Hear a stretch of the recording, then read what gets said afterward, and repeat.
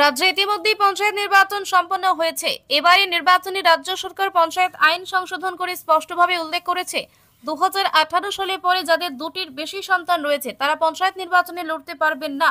কিন্তু এই নিয়ম কানুনকে কার্যত বুড়ো আঙুল দেখিয়ে হাইলাকান্দিতে কংগ্রেসের এক মহিলা প্রার্থী 3 সন্তানের মা হয়ে আঞ্চলিক পঞ্চায়েত সদস্য নির্বাচিত হয়েছেন। এই প্রার্থী হলেন হাইলাকান্দি জেলার কালীনগর পাইকান জেলা পরিষদের অন্তর্গত কাঁটাগাঁও নিত্যানন্দপুর গাঁও পঞ্চায়েতের কংগ্রেস প্রার্থী সামিনা বেগম বড়ভূইয়া। নির্বাচনের সময় দাখিল করা হলফনামা অনুযায়ী তিনি দুটি সন্তানের মা, অথচ তথ্য অনুযায়ী তার তৃতীয় সন্তান রয়েছে 2020 সালে। তাহলে কিভাবে 3 সন্তানের মা হয়েও নির্বাচনে অংশ নিলেন এবং জয়ী হলেন সামিনা বেগম বড়ভূইয়া? প্রশ্ন উঠছে, এই তথ্য যাচাইয়ের সময় হাইলাকান্দি জেলা প্রশাসন কেন বিষয়টি সামনে আনতে ব্যর্থ হলো? প্রার্থী কি জেনে শুনে ভুল তথ্য দিয়েছেন নাকি প্রশাসনকেই ভুল পথে চালিত করেছেন? ইতিমধ্যেই এই ঘটনার বিরুদ্ধে সরব হয়েছেন কাটাগাঁও নিত্যানন্দপুর গাঁওয়ের এক বিজেপি কর্মী নুরুল হক বড়ভূইয়া। তিনি জেলা কমিশনারের কাছে স্মারকলিপি দিয়ে পুরো বিষয়টি তদন্তের দাবি জানিয়েছেন। সমস্ত তথ্য প্রমাণ সহ অভিযোগ দাখিল করা হয়েছে। এখন জেলা প্রশাসনের দায়িত্ব সঠিক তদন্ত করে আইন অনুযায়ী পদক্ষেপ গ্রহণ করা। আজি আপোনালোকে ইয়াত মাতিছে, এটা ডাঙৰ অভিযোগ আছে। আমাৰ মাননীয় CM ছাৰে এটা প্ৰেছ মিটত পঞ্চায়ত ইলেকশ্যনৰ আগত কৈছিলে যে 2018 ইংৰেজীৰ আগতে 3টা 4টা 5টা ল'ৰা হ'লেও ইলেকশ্যন খেলিব পাৰিব, একো কিবা হেৰি নাই। আৰু যদি 2018 ইংৰেজীৰ পিছত আগত তাৰ 2টা আছে আৰু 18ৰ পিছত যদি এটা পাই 3টা হৈ যায়, তেনেহ'লে এনেকুৱা মানুহে ইলেকশ্যন খেলিব নোৱাৰিব। তো আমালোকে জানো আমাৰ অসমৰ পঞ্চায়ত এক যোনটো আছে 2018, সেইটো একটত স্পষ্টকৈ লিখি দিয়া আছে যে 2018 আগতে ইলেকশ্যন খেলা মানুহে হেৰি নাই, তাৰ বাচ্চা কিমানটা আছে না আছে এইবিলাক ডাঙৰ ফেক্টৰ নহয়। কিন্তু যদি 2018 পিছত 2018 মাৰ্চৰ পিছত সি ল'ৰা ছোৱালী 2টাৰ অধিক পাই থাকে, তেনেহ'লে তাৰ হেৰি এই পঞ্চায়ত ইলেকশ্যনৰ প্ৰতিদ্বন্দ্বিতা কৰিব নোৱাৰিব।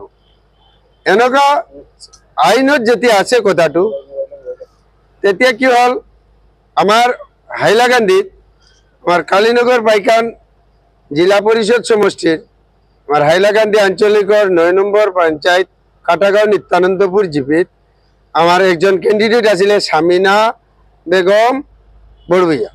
আমাৰ সামিনা বেগম বড়ভূইয়া কি কৰিছে, এইটো এপি পদত আঞ্চলিক পঞ্চায়ত পদত আমাৰ সামিনা বেগম বড়ভূইয়া নামৰ একজন কেণ্ডিডেট আছিলে কাটাগাঁও নিত্যানন্দপুৰ জিপি। সেই দলটো নেশ্যনেল কংগ্ৰেছ হ'ব। তো সি কি কৰিলে, তাৰ 2টা বাচ্চা আছিলে 2018 মাৰ্চৰ আগত। মই আপোনালোকক তাৰ বাৰ্থ চাৰ্টিফিকেটবিলাক দি, আৰু 2020 ইংৰেজীত সি আৰু এটা ল'ৰা পালে। তেনেহ'লে এতিয়া তাৰ 3টা বাচ্চা হৈ গ'ল। সি কেনেকুৱা বন দি দিলে আমাৰ নিৰ্বাচন কমিশনাৰক যে হেৰি 2টা বাচ্চা আছে বুলি। আজি আমাৰ লগত এইটো 3টা বাৰ্থ চাৰ্টিফিকেট আছে। মই আপোনালোকক 3টাই বাৰ্থ চাৰ্টিফিকেট দিম, আৰু 3টা বাৰ্থ চাৰ্টিফিকেটৰ যি ডেট আছে মই এইবিলাক ডেট আপোনালোকক কৈ দিম। বাৰ্থ ডেটটো হ'ল যে এটা বাচ্চাৰ বাৰ্থ ডেট আছে 20/05/2016, আৰু এটা বাচ্চাৰ বাৰ্থ ডেট আছে 24/06/2017, আৰু এটা বাচ্চাৰ বাৰ্থ ডেট আছে 20/06/2020 নাই 2020, সেইটো 2020 হয়।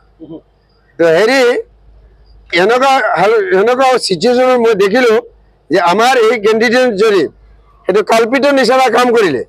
মই কালপিট ক'ব নোৱাৰোঁ, কালপিটৰ নিচিনা মই দেখিলোঁ। সি কিবা হেৰি কৰি দিলে যে এনেকুৱা আমাৰ ডিপাৰ্টমেণ্টক, আমাৰ ইলেকশ্যন কমিশনাৰক সি দুখা দি দিলে।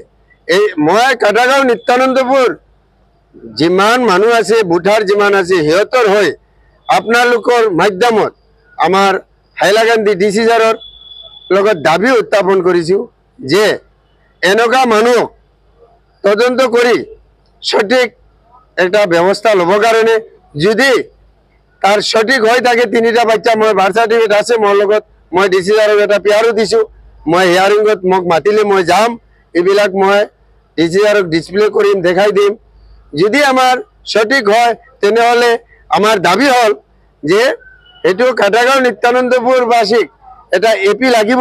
এইটো এপি লাগিব কাৰণে ৰিকাউণ্টিঙৰ কাৰণে কমৰুন নিহাল লস্কৰ আৰু এটা পিটিশ্যন দিছিলে, সেইটো ৰিকাউণ্টিং কৰি পেলাই তাক যদি জিতে বা যোন জিতে তাক এটা ডিক্লেয়াৰ দিব লাগিব। আপোনালোকে আগত কমপ্লেইন কৰিছিলে নেকি ৰিটাৰ্নিং অফিচাৰক? ৰিটাৰ্নিং অফিচাৰক সিদিনা কৰিব পৰা নাই, চিচুৱেশ্যনটো এনেকুৱা আছিলে ইয়াত আমালোকে কমপ্লেইন দিব নোৱাৰা হৈ গৈছে। নেক্সট দিনত মই আহি আমাৰ ডিচি ছাৰৰ অফিচত মই এটা 24 আৱাৰ্ছৰ ভিতৰত মই এটা কমপ্লেইন দিছোঁ ৰিকাউণ্টিঙৰ কাৰণে। কমৰুন নিহাল লস্কৰ নিজে আহি কমপ্লেইনটো দি গৈছে। তো এইটো হ'ব না নহ'ব আমাৰ নিৰ্বাচন কমিশ্যনাৰ যেতিয়া আমাৰ ডিচি ছাৰ আছে, সেইটো আমাৰ ডিচি ছাৰে জানিব এইটো কি কৰিব লাগে না লাগে। তিনিটা সন্তান আছে বুলি আপোনালোকে আগত সেই তিনিটা সন্তান আছে বুলি মই আগতে জানা নাই আৰু জানিছিলোঁ যেতিয়া ইলেকশ্যন প্ৰচাৰত মই গৈছিলোঁ। এইটো জিপিটো ইমান লং ডিষ্টেঞ্চ আছে, 7 কিলোমিটাৰ মান ডিষ্টেঞ্চ আছে। 7 কিলোমিটাৰ মান ডিষ্টেঞ্চত যেতিয়া মই প্ৰচাৰত গৈছিলোঁ তেতিয়া মানুহৰ মুখত শুনিছোঁ তাৰ 3টা বাচ্চা আছে। সেইটো টাইমত মই উচিত প্ৰমাণ পত্ৰটো ওলাব পৰা নাই। ময়ো নিজৰ কেণ্ডিডেটৰ ছাপৰ্টিঙে বেৰাই থাকি আছিলোঁ মানুহৰ লগত ভোট বিচাৰিবৰ কাৰণে। এইটো টাইমত মই এইটো ছাপৰ্টিং ডকুমেণ্টবিলাক মোৰ হাতত নাছিল। এতিয়া মোৰ লগত ডকুমেণ্টবিলাক আহিছে, মই আপোনালোকতো কপিটো দিম, আপোনালোকে চাব। এই কপিটো মই যেতিয়া দেখিলোঁ মই আচম্বিত হ'লোঁ যে সঁচাকৈ এইটো মানুহৰ 3টা বাচ্চা আছে, 3টা বাচ্চাৰ 3টা ডেট আছে। 2টা আছে 2018 ইংৰেজীৰ মাৰ্চৰ আগতে আৰু এটা বাচ্চা আছে 2020 ইংৰেজী, ডেট মিনছ 2018 ইংৰেজীৰ পিছতে। তো মই আপোনালোকৰ মাধ্যমে আকৌ একবাৰ দাবী উত্থাপন কৰি আছোঁ, আমাৰ হাইলাকান্দি ডিচিআৰে অতি তাড়াতাড়ি অতি সোনকালে এইটো তদন্ত কৰি এটা বিহিত ব্যৱস্থা ল'বৰ কাৰণে মই আপোনালোকৰ মাধ্যমে আমাৰ ডিচি ছাৰৰ লগত কাটাগাঁও নিত্যানন্দপুৰ বাসীৰ পক্ষ থেকে এটা দাবী উত্থাপন কৰি আছোঁ।